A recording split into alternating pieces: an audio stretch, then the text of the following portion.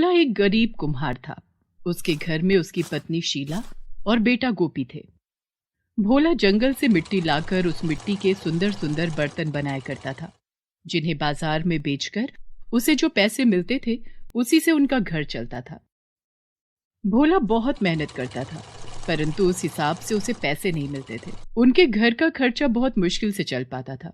कई बार तो बर्तन ना बिकने के कारण उन्हें भूखा भी रहना पड़ता था। भोला की पत्नी शीला हमेशा अपने पति से नाराज रहती थी और उसे गांव छोड़कर शहर जाने को कहती थी। तुम सारा दिन कितनी मेहनत करते हो, जंगल से मिट्टी लाते हो, साफ करते हो, सारा दिन धूप में बैठकर बर्तन बनाते हो, उन्हें सुखाते हो, परंतु फिर भी तुम्हें अपनी मेहनत का कुछ फल नहीं मिलता। ऐसे काम का क्या फायदा जिससे तुम्हारे परिवार का पेट भी ना भर सके। पता नहीं तुम क्यों इस काम के पीछे पड़े हो। इसे छोड़कर शहर क्यों नहीं चल पड़ते? शहर में तो कितने काम होते हैं करने को। शीला हमेशा भोला को ताने देती रहती, परंतु भोला गांव छोड़ जाने को तैयार नहीं था। उसने शुरू से यही काम किया था और वो इस काम में खुश था। भोला का बेटा गोपी अब बड़ा हो रहा था। वो अपने पिता की भावनाओं को समझता था और वो भी पिता के साथ इस काम को सीखता था। पिताजी, आप मुझे भी सुंदर सुंदर बर्तन बनाना सिखा दें, फिर मैं आपके साथ ये बर्तन बनाने में आपकी मदद किया करूंगा और उन्हें बाजार ले जाकर बेच आया करूंगा। आपकी भी मदद हो जाएगी। गोपी का रुझान इस काम में देखकर भोला को तो खुशी होती है, परंतु उसकी माँ शीला अपने बेटे को डांटती है। तुम्हारा दिमाग खराब हो गया है क्या? गोपी, मैं तो तुम्हारे बाप को समझा समझा कर थक गई, परंतु उन्होंने मेरी एक नहीं मानी। मुझे तुमसे थोड़ी उम्मीद थी, परंतु तुम तो वैसे ही निकले। तुम भी अपनी सारी जिंदगी इसी काम में खराब करना चाहते हो। तुमने देखा नहीं, तुम्हारे पिता हमेशा गरीबी की जिंदगी जीते रहे। हमारे घर में कभी भी 4 पैसे फालतू नहीं आए कि जिससे हम कुछ खरीद सके। गोपी अपनी माँ की बातें सुनता और चुप रह जाता, परंतु वो अपने पिताजी की बहुत इज्जत करता था। गोपी अपने पिता से बर्तन बनाना सीख लेता है और उनकी मदद करनी शुरू करता है। एक दिन अचानक भोला की तबीयत खराब हो जाती है और वो बीमार पड़ जाता है। डॉक्टर उन्हें आराम करने की सलाह देते हैं। गोपी अपने पिता से कहता है, पिताजी, डॉक्टर ने आपको आराम करने को कहा है। आप चिंता न करें, मैं आप ही की तरह सुंदर सुंदर बर्तन बना लिया करूंगा और उन्हें बेच भी आऊंगा। आप सिर्फ आराम करें।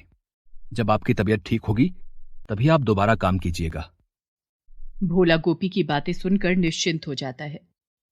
गोपी बर्तन बनाने शुरू कर देता है और उन्हें खुद ही ले जाकर बाजार में बेच आता है, परंतु उन बर्तनों से उसकी उतनी कमाई नहीं हो रही थी कि घर का खर्च आराम से चल सके और उसके पिताजी का इलाज भी हो सके। गोपी दिन रात इसी चिंता में रहता है। एक दिन गोपी बर्तन बनाकर उन्हें बेचने के लिए जा ही रहा था, तभी उसकी माँ ने गोपी से कहा, गोपी, आज घर में खाने को कुछ भी नहीं है। सारा राशन खत्म हो गया है और तुम्हारे पिताजी की दवाई भी खत्म है। तुम शाम को बर्तन बेचकर जल्दी आ जाना, जिससे कि तुम जो पैसे लाओ उससे दवा और खाना आ सके। गोपी अपनी माँ की बात सुनकर उन्हें तसल्ली देता हुआ बर्तन बेचने के लिए निकल जाता है। उस दिन बहुत तेज बारिश शुरू हो जाती है। गोपी सारा दिन बारिश में बर्तन बिकने का इंतजार करता है, परंतु बाजार में कोई बर्तन खरीदने आता ही नहीं। उस दिन उसका एक भी बर्तन नहीं बिकता। गोपी बहुत चिंतित हो जाता है और एक पेड़ के किनारे बैठकर रोने लगता है। हे भगवान, मेरी मदद करो। आज घर में खाने को भी कुछ नहीं और पिताजी की दवाई भी खत्म है। मेरे पास एक भी पैसा नहीं और आज एक भी बर्तन नहीं बिका। हे भगवान, मेरी मदद करो। गोपी रो ही रहा था, तभी सामने से एक साधु बाबा आते हैं। उनसे ठीक से चला नहीं जा रहा था, शायद उनके पैर में चोट लगी थी। उन्हें देखते ही गोपी दौड़ा हुआ उनकी तरफ गया और उन्हें सहारा देकर सीढ़ियों तक लेकर आया। गोपी ने उन्हें मंदिर की सीढ़ियों के पास बिठा दिया और जल्दी से अपने अंगोछा से कपड़ा निकालकर उनकी चोट पर बांध दिया। गोपी उनके लिए पानी लेकर आया और उन्हें पानी दिया। अब आपको कैसा लग रहा है? चोट में कुछ आराम आया? अब आप बताइए मुझे कि आपको कहाँ जाना है, मैं आपको छोड़ कर आता हूँ। तुम्हारे पट्टी करने के बाद मेरे पैर में काफी आराम है। मैं मंदिर के पीछे रहता हूँ बेटा, मैं चला जाऊंगा। परंतु तुम इस बारिश में यहाँ क्या कर रहे हो और तुम्हें क्या परेशानी है? तुम इतने उदास क्यों दिख रहे हो? गोपी बाबा से अपनी सारी बात बता देता है। बाबा, मैं मिट्टी के बर्तन बनाकर बेचता हूँ, परंतु आज मेरा एक भी बर्तन नहीं बिका और आज मुझे अपने पिताजी के लिए दवाई जरूरी लेकर जानी है। बस मैं इसीलिए बहुत परेशान हूँ। मुझे कुछ समझ में नहीं आ रहा है कि मैं क्या करूं? बेटा, तुम इतनी परेशानी में हो, फिर भी तुम्हें मेरी मुसीबत दिखी, तुम कैसे मेरी मदद करने के लिए दौड़े चले आए। तुम बहुत अच्छे इंसान हो बेटा, मैं तुम्हारी कुछ मदद करना चाहता हूँ। ये कहते हुए साधु बाबा एक बहुत सुंदर सा मिट्टी का बर्तन गोपी को देते हैं और उसे कहते हैं, बेटा, ये एक जादुई मिट्टी का बर्तन है, इसे घर पर ले जाकर पूजा घर में रख देना, इसमें तुम्हारी परेशानी का हल है। और आज के बाद जब भी तुम बर्तन बनाओ, इस बर्तन को उन बर्तनों के साथ ही रखना। इसके बाद देखना, तुम्हारे सारे बर्तन धड़ाधड़ बिकेंगे, तुम्हें कभी पैसे की कोई परेशानी नहीं होगी। परंतु लालच में आकर इस बर्तन से धन दौलत या ऐसी चीज मत मांगना जिसकी तुम्हें सच में आवश्यकता ना हो।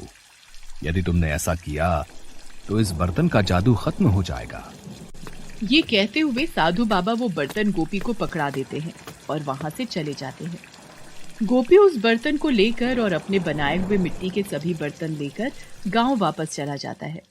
वो घर जाकर उस जादुई बर्तन को अपने पूजा घर में रखता है और हाथ मुंह धोकर जब वो उस बर्तन के पास आता है तो देखता है कि उसमें सोने के 2 सिक्के पड़े हैं। गोपी उन सिक्कों को देखकर बहुत हैरान होता है और सोचता है कि ये तो भगवान का कोई चमत्कार है। अब मैं इन सोने के सिक्कों को बाजार में बेचकर जल्दी से घर में खाने का सामान और अपने पिता की दवाई ले आता हूँ। वो सोने के सिक्के लेकर बाजार की ओर दौड़ता है और उन्हें बेचने के बाद उसे अच्छे खासे पैसे मिलते हैं, जिससे वो खाने पीने का सारा सामान और अपने पिता की दवाई लेकर वापस आ जाता है। अरे बेटा, तुम इतनी जल्दी इतना सारा खाने का सामान भी ले आए और दवाई भी ले आए। लगता है आज तुम्हारे काफी बर्तन बिक गए। चलो अच्छा है। गोपी अपनी माँ को कुछ नहीं बताता और मन ही मन उस साधु बाबा का शुक्रिया अदा करता है। वो समझ जाता है कि भगवान ही साधु बाबा के रूप में उसकी मदद करने आए हैं। अगले दिन सुबह सवेरे वो उस जादुई बर्तन को ले जाकर अपने सामने रखता है और मिट्टी के बर्तन बनाने शुरू करता है। जादुई बर्तन के प्रभाव से सारे बर्तन जल्दी जल्दी बनने लगते हैं और पहले से बहुत आकर्षक और सुंदर। गोपी सारे बर्तन बनाकर और उस जादुई बर्तन को उनके साथ रखकर बाजार बेचने के लिए जाता है। मिट्टी के सुंदर सुंदर बर्तन ले लो, आओ आओ, सुंदर सुंदर बर्तन ले लो। उसके आकर्षक बर्तनों को देखते ही लोग बहुत हैरान होते हैं और देखते ही देखते उसके सारे बर्तन बिक जाते हैं। गोपी बहुत खुश होता है। आज तक उसकी इतनी कमाई कभी भी नहीं हुई थी। इसके बाद से रोजाना गोपी उस जादुई बर्तन को साथ रखकर ही अपने मिट्टी के बर्तन बनाता और कुछ जादुई बर्तन के साथ ही उन्हें बेचने भी जाता। बस उस दिन के बाद से उसके बर्तन खूब बिकने लगे। जादुई बर्तन अपना कमाल दिखाता रहा और गोपी के पास अच्छी खासी कमाई आने लगी। परंतु उसने कभी भी उस बर्तन से कोई भी नाजायज चीज नहीं मांगी। वो तो इतने में ही खुश था कि उसके बनाए बर्तन अच्छी खासी कीमत पर बिक जाते हैं और उसकी मेहनत का फल उसे मिलता है। गोपी के माता पिता ये देखकर बहुत खुश होते हैं। गोपी अच्छी खासी कमाई कर रहा है और उन्हें पैसों की कोई किल्लत नहीं है। अब तो शीला भी उसे ताने नहीं देती थी, बल्कि इतनी अच्छी कमाई देखकर तो अब वो भी खुश थी। अब वो उसे ये काम छोड़ने को कभी नहीं कहती। इसके बाद से गोपी और उसके परिवार को कभी भी पैसे की तंगी नहीं हुई और वो जादुई बर्तन हमेशा गोपी का साथ देता रहा। जो लोग दूसरों की मदद करते हैं, भगवान उन्हें भी परेशानी से निकाल देता है। इंसान को हमेशा मुसीबत में आए लोगों की मदद करनी चाहिए। किसी की हुई मदद कभी खाली नहीं जाती।